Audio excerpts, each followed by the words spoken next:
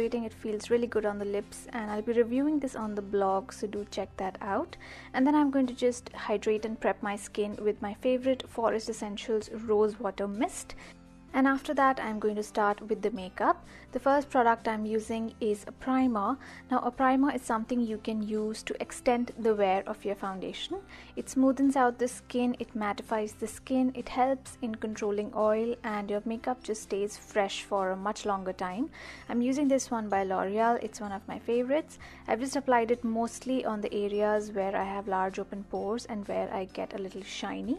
And I'm using my beauty blender just to blend it out and make sure it's nicely blended into the skin.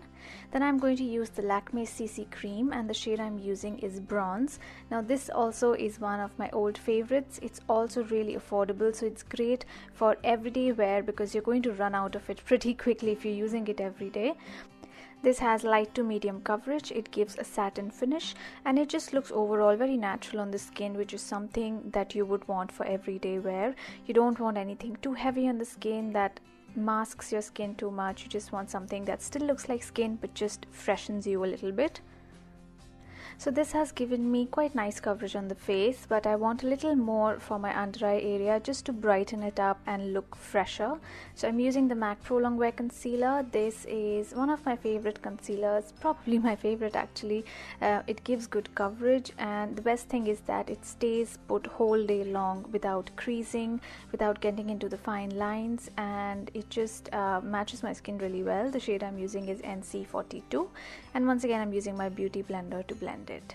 And to set everything, I'm using a loose powder.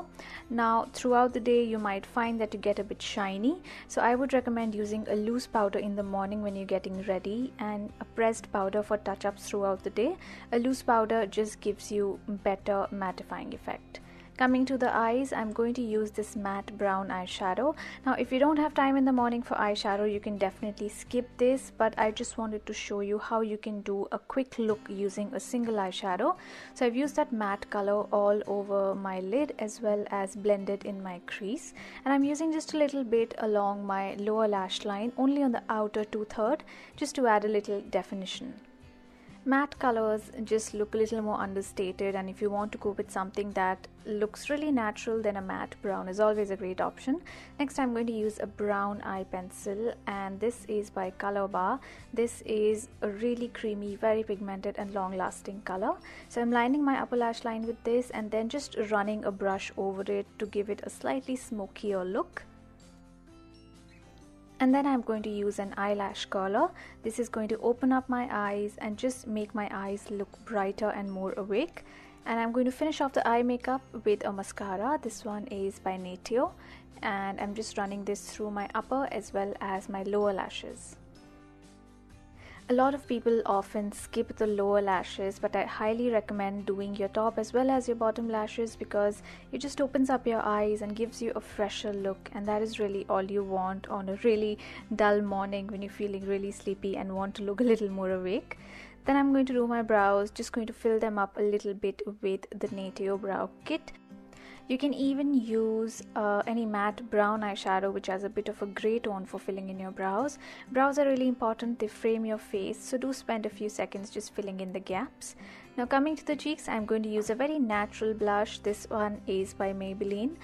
It's a matte color. If you feel like you want a little bit of glow, you can always use a blush which has a tiny bit of shimmer, as it's going to add a bit of a healthy glow to your skin. Once that is done, I'm going to do the last step, which is the lips. For the lips, I've chosen this matte lipstick by Sugar. It's a very beautiful muted pink color. So first I'm just applying it directly on my lips, and then I'm going to blot it with a tissue, remove that excess color and reapply this lipstick. This little trick is going to make your lipstick last really long throughout the day, and you won't have to do several touch-ups. And because I had used a lip balm earlier, my lips are not going to feel dry even though I'm using a matte lipstick. So that is the finished look. I hope you found this video helpful. Let me know what to subscribe, and I'll see you all soon in my next video. Bye.